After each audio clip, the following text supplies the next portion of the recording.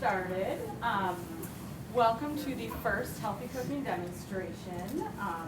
For those of you who don't know me, my name is Krista Olbinski, and I'm the Wellness Supervisor here at WPS. And on behalf of WPS and the Wellness Council, we thank all of you for coming, and we also thank Chef Isaiah.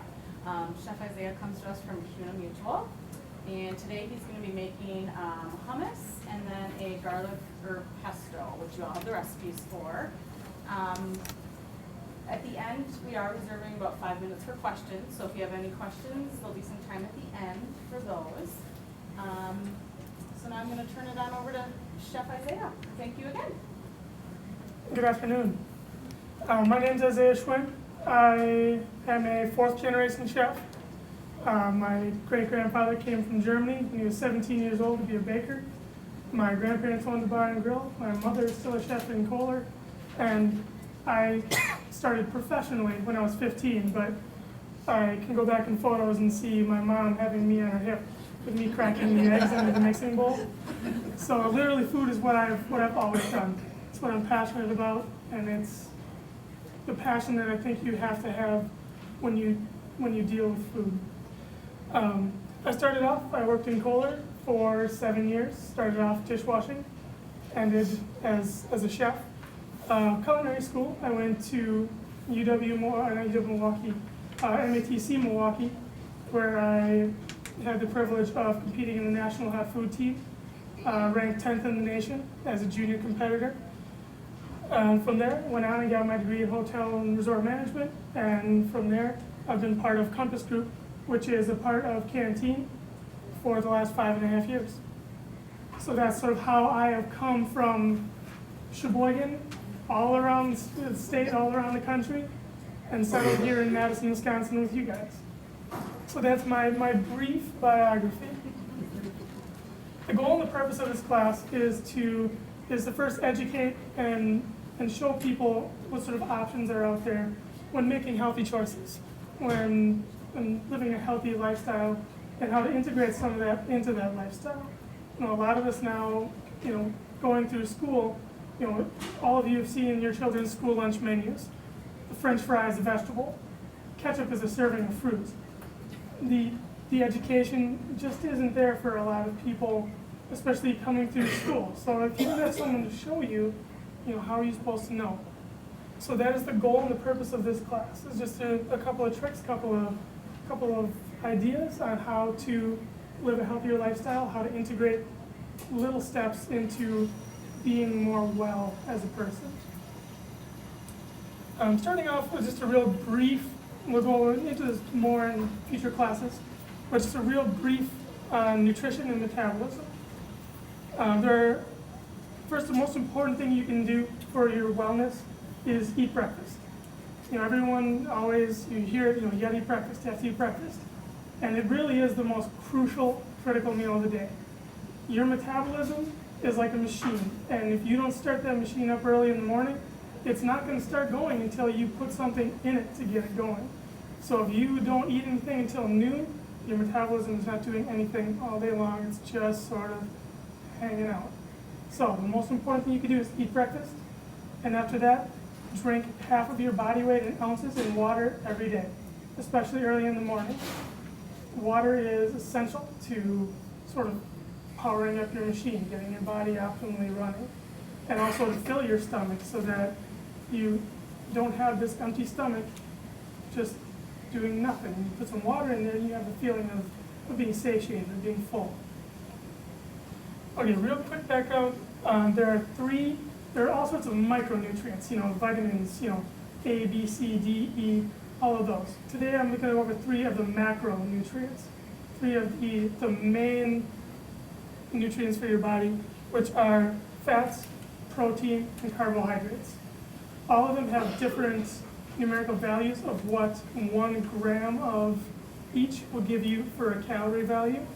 For instance, fats have a real high calorie content, but they also give you a lot of energy. Protein is the building block of your body. Your brain, your skin, your organs, they all require protein to function. And then carbohydrates are energy.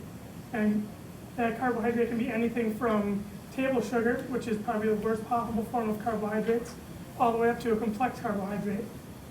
Grains, nuts, beans, legumes. A lot like today, our garbanzo beans are going to be the basis for our hummus. So, starting off with good and bad fats. You know, everyone thinks fat, like, oh, fat's horrible, that's no good for you. That's not necessarily true. There are good fats and there are bad fats.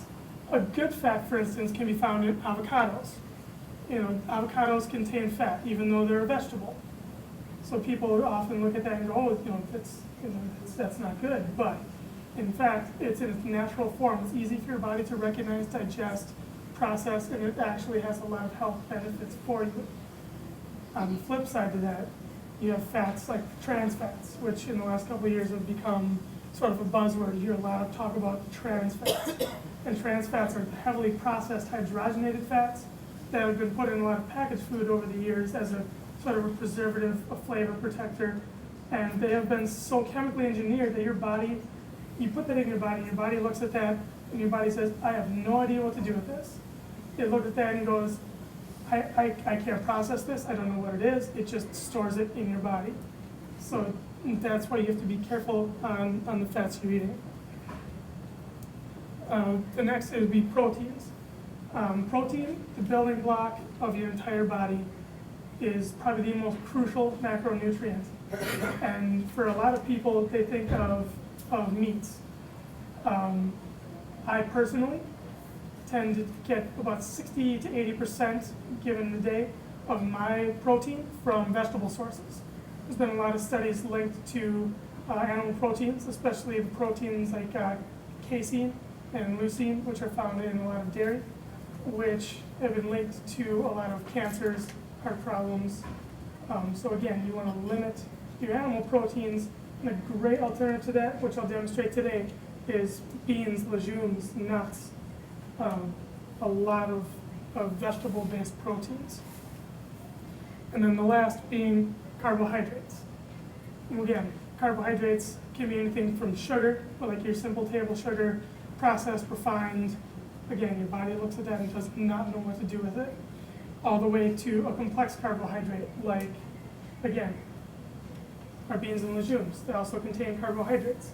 Carbohydrates, especially complex carbohydrates, with fruits, you know, are a great source of this, are a great form of energy for your body.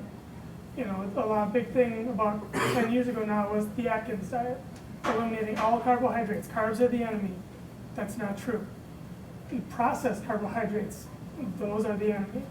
When it comes down to carbohydrates in their natural form, like beans, legumes, fruit, vegetables, those are very good for you, and they also give you a great feeling of being full and a great sense of energy to drive you through your day. So those are the three basic macronutrients, and then in the future we can get into the micronutrients, you know, fat-soluble vitamins, water-soluble vitamins, but just those are the three basics that we'll get into for now. And if you have any questions, I can answer all of those, you know, later. I brushed over it very quickly because I remember sitting in my dietetics class in culinary school and going through this and just, it's a lot of information. And really, on a lot of things that I brush over very quickly, Google is your best friend. A lot of the stuff that I found out, I read my textbooks the best I could when I was in my early 20s and didn't want to read textbooks. A lot of this information came down the line on my own. I hear, I see something about branched chain amino acids. I don't know what that is. Spend an hour on a Sunday, Google it. Just, okay, branched chain amino acids. Okay, it's good for this, this, and this. Google is your best friend. So if you brought a pen and a notepad, and I go over something real quick and you want to jot it down and Google it later, that's a great sort of idea to sort of go back over things. All right, so today's class is on making healthy snack options, making healthy choices when we do have our snacks. There's been a lot of studies recently that say you're not supposed to eat 3 big meals a day. I personally subscribe to 3 smaller main meals and then smaller snacks in between. Sort of the human stomach, if you think back to our primitive primal days, was not, our ancestors were hunter-gatherers. They didn't go to the fridge and take out a big meal and eat it. They ate what they could, when they had the opportunity. So, the idea is to eat smaller meals 2 to 3 hours apart and keep your stomach sort of constantly working. Your stomach, think of it like a machine. If, say this food processor, if I put, halfway up and turn it on, it's gonna be very efficient in moving everything around.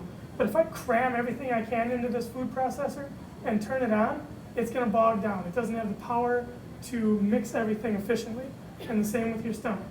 You don't wanna cram everything in there all at once and think, all right, I'm good for the next 6 to 7 hours. You're better off smaller, eating snacks, but making healthy options.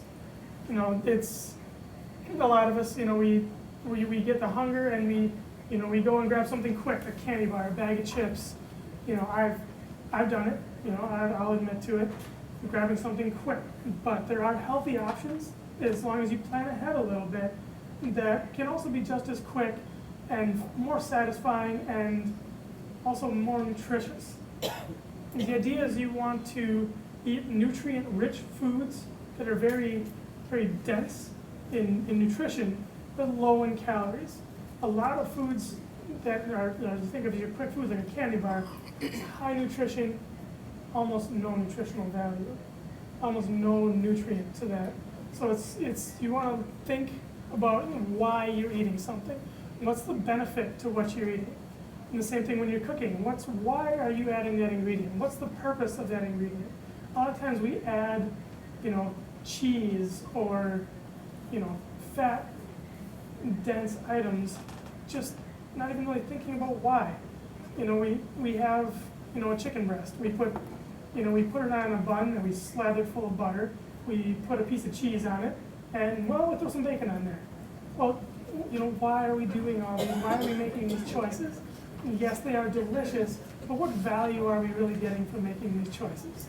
Could we easily eliminate some of these things and make this a more nutritious meal? Very easily. And it all comes down to really thinking about what you're putting into your body. So, managing convenience versus healthy options. Here at WPS, I'm not familiar with your dining options. Is there hand fruit available? Apples, oranges, bananas? Is there a lot of that available? Some buildings. Some buildings? Okay, so there is the availability for those options.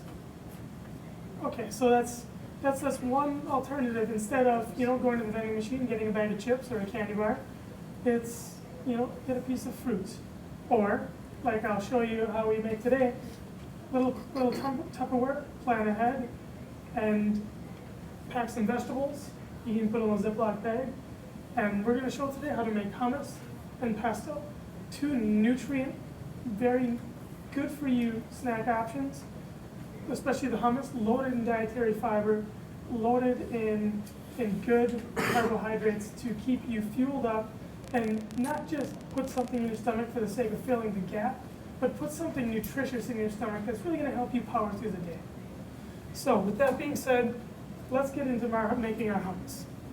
The easiest way to make hummus is in a food processor. And this one here is just a small home model. About how much was this at the store? $70. $70. And you can get bigger ones, you can get smaller ones. People always ask me what's the most important piece of kitchen equipment you can purchase. And I would say a food processor. There's nothing you can't do with these. I use mine at home all the time.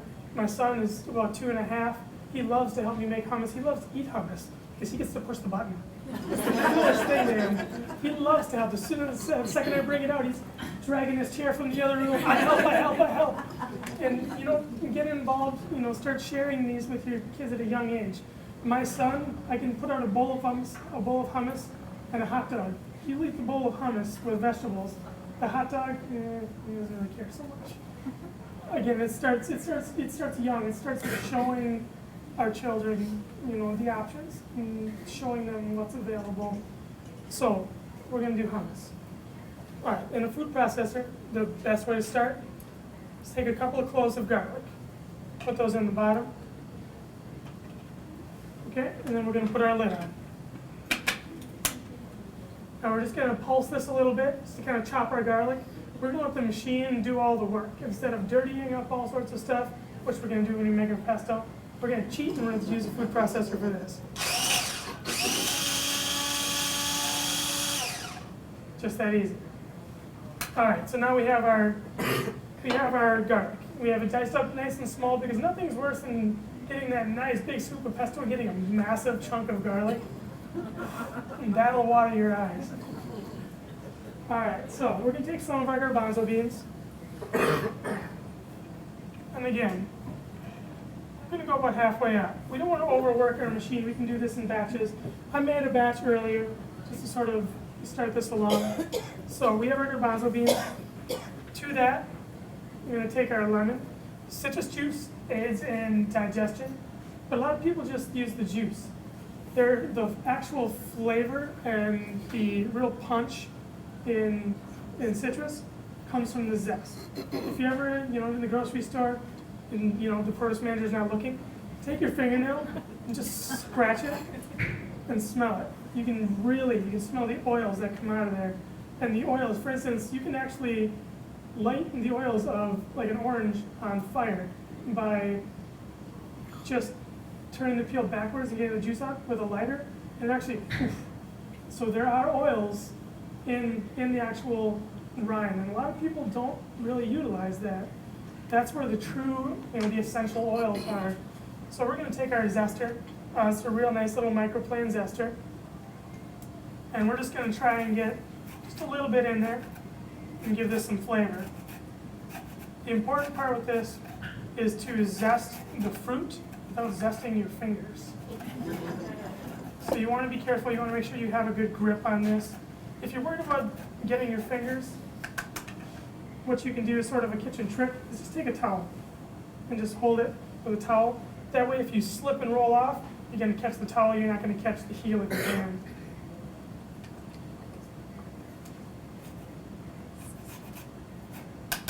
All right, so put that off to the side. And next, we're just gonna go, you see the two ends of the lemon, we're gonna go down the middle. And you see there's a couple of seeds here. And what you can do is you can take any kitchen tool, fork, anything, a small paring knife, and just get those out so you don't have to worry about them falling into your hummus. And we'll take that, and squeeze that right in there. And the most important part of the citrus in this dish is to give this an acid. A lot of times when you taste something, it tastes kind of flat, like it just doesn't really have anything that sort of brings it alive. A lot of times what you're missing is an acid. So the acid in this dish is the lemon. And it's what really gives it sort of a fresh, sort of a pop. So I'm just gonna do about 1.5, because again, the most important saying I have in the kitchen is, add it a little bit at a time. Because for instance, with the lemon juice, I can always add more. It's really hard to pick it out.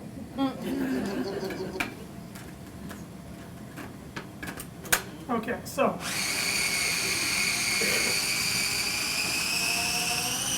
Okay, now we've kind of given this a rough chop.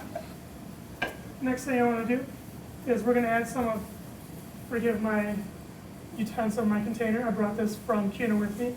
This is tahini. This can also kind of be omitted if you want or if you can't find it. But tahini is an excellent thing to put in there, not only for flavor but also for nutrition. It's ground up sesame seed, and that's all tahini is. But it has a 2-to-1 ratio of protein to carbohydrate. So when you add this, you're also adding more protein. Very good for your body. It's plant-based protein.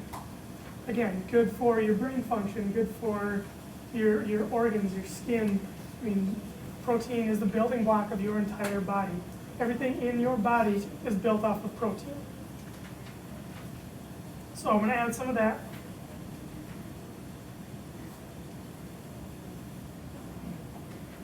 And then I have our olive oil. This particular olive oil is an organic olive oil. You can really use any olive oil, but keep in mind, olive oil is just like wine. It matters what kind you buy, and there's all different kinds.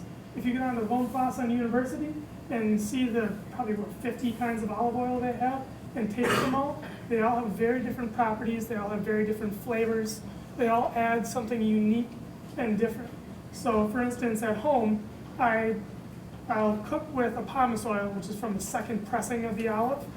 But when I'm using something cold that I'm not cooking, I have a very expensive Kalamata olive oil that I'll use for that, just because of the flavor.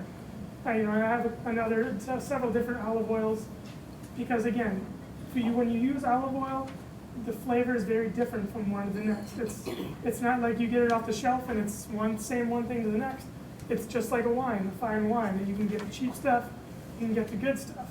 So you want to get yourself some of the good stuff to use, but use it sparingly because you don't want to waste it.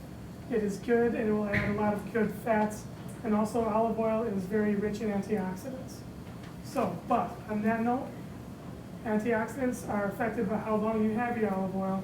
So if you get the big gallon jug of olive oil, you're not getting the same antioxidants from the beginning to the end. So keep that in mind when you buy your olive oil.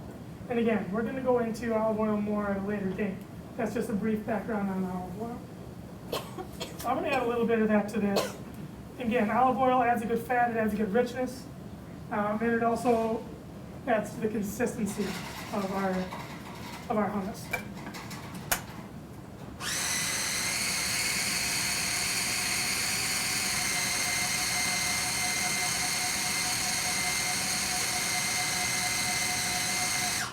All right, now, we've added the nuts and bolts components of our hummus. Here's where we kind of adjust consistency and flavor. You want to taste things as you're cooking. Because for instance, garlic. If you buy head of garlic or bulb of garlic fresh from the grocery store, it's going to have different effects than a bulb of garlic that maybe sat on your counter for a week, might be getting ready to sprout. So you can't always just add the same tablespoon of garlic and think that it's going to be exactly the same every time. So here's where you want to taste and check and make sure that things, make sure your flavors are where you want them. So I'm going to add some salt, and again, a little bit at a time, add more if you need it. Little grains are really hard to pick out. Same thing with pepper.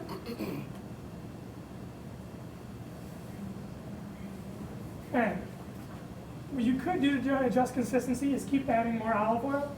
What I like to do, sort of make it to more cost effective and also not to keep adding more fat, is I like to just take some water, just a little bit of tap water, just to adjust our consistency and get it where we want it.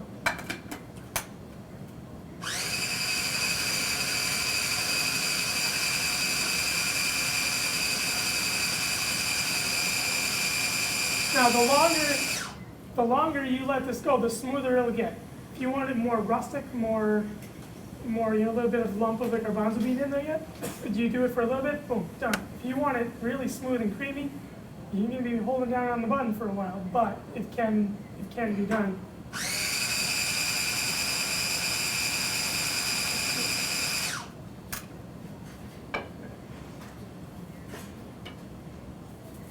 Okay.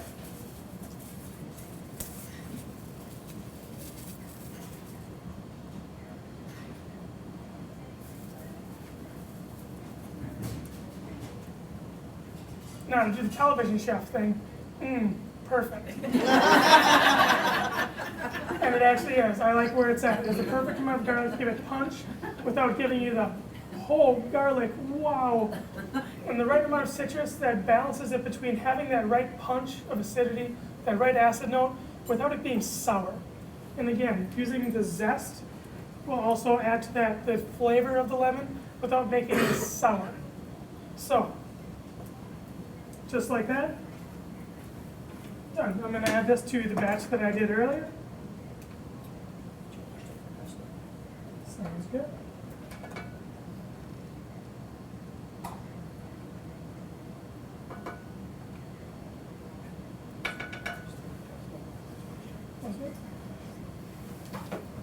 All right, let's get started on our pesto now. Again, pesto is something you could do in the food processor if you wanted to. I kind of prefer to do this a little more with my hands. Pesto is very delicate. It has delicate herbs, and you really kind of want to respect that freshness. But first I'm gonna start off with some garlic, very important part of this. All right, now when I chop garlic, I like to really choke up on the knife. Think about it like you're shaking someone's hand. You kind of go in like that. I like to choke up and get my fingers on the blade to get control over what I'm working with. Some people hold the knife back here and you really don't have control on where it's going. Don't be afraid to choke up, grab a hold of the blade, really get control of what you're working with. I like to keep the tip of the knife on the board.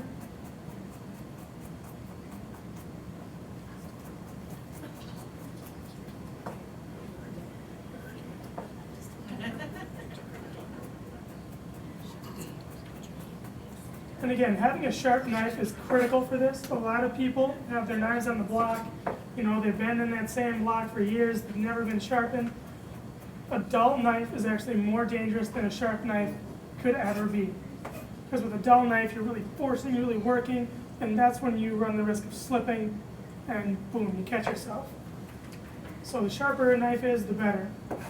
All right, now, a trick to really crushing garlic is to put the salt right on there and take the edge of your knife, sort of scrape across.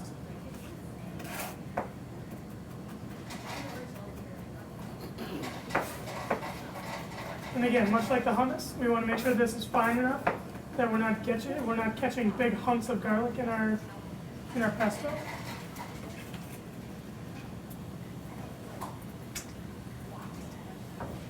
All right, we have our basil here, nice, fresh.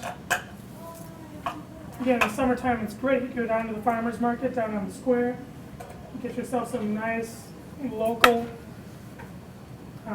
basil from a local farmer. And when the basil comes fresh from the farm, I'll never forget, I was in culinary school and we toured a produce company in Milwaukee, and the basil came in off the truck, just picked that morning. It was the most fragrant thing I had ever smelled in my entire life. It was just awesome. So the freshness of your herbs plays a huge role. Okay, so you notice I took one big leaf and I basically took everything else, stacked it on top. And what I'm gonna do is just kind of roll that up like a little basil burrito. And that allows me to really get control over this. And I'm not chasing it all over the board. Again, so we got this way, turn it, go back the other way. And again, you can chop this extra fine, or you can leave it a little bigger, more of a rustic look. It really depends what you're using your pesto for. I use pesto for everything from grain salads to pasta. It's really a versatile option. Okay, the next in a lot of pestos is parsley. Parsley has a nice tender stalk, so I'm not going to worry too much about taking the stems out. Just going to take that, give it a nice rough chop.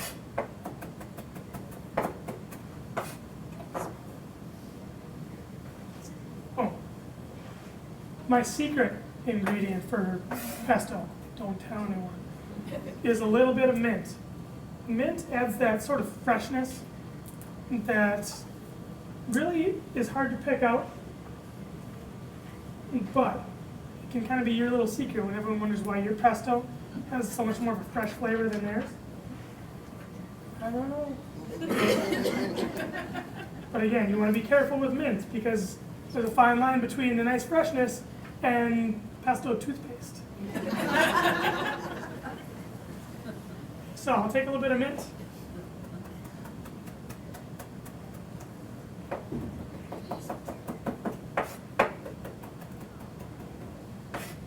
And this I'm going to want to get a little more fine because, again, you don't want to get that big hunk of mint because that'll really throw off your flavor profile.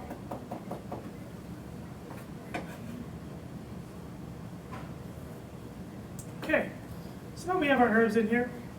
I'm going to take a wet towel. This is kind of my kitchen trick right here. Kind of do that with it. And what you do is you kind of make a nest. So otherwise, you know, you have your bowl where you take a whisk, and you move it around and your bowl just does that. A nice little nest like that. And your bowl is not going to walk across the counter on you. All right, so we'll get our citrus in here.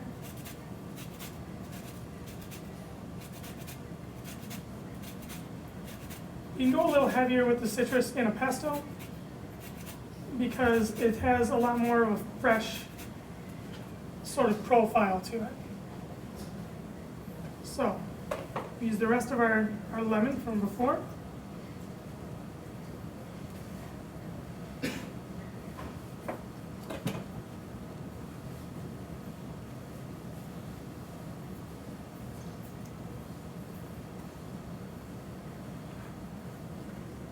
Okay, so we have our acid in there.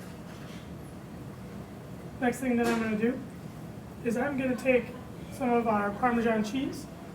Again, traditionally it's Parmesan cheese, but you can substitute this or you can even leave it out. A lot of times I'll leave it out, and that way it's vegan for people who don't eat dairy. But I'll put some of this nice Parmesan cheese in there. And also pine nuts. You can use any nuts. I've experimented with all of them except for peanuts. And they all add something different. They all add a different flavor to it. For instance, I'm going to do the Parmesan and pine nuts, which is traditional today. One of my favorite ones to do is a good Wisconsin blue cheese and walnuts. And they really can complement each other and give you a really nice pesto. Okay, so we have these ingredients in there. I'm going to wait till the very end to add our salt and pepper.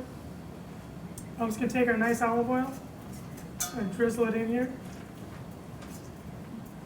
Give this a nice mix.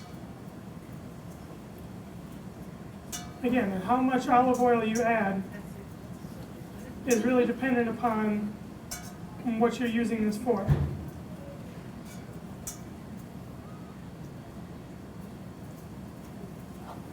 You can either use enough to bind, or you can use a little bit more if you're using it for like a pasta sauce. And kind of move this along here. And again, this gives you another healthier sort of option.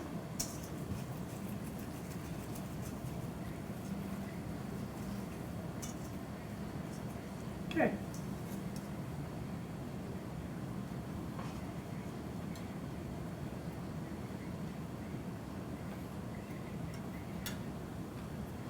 And there we have our 3-herb pesto. Does anybody have any questions?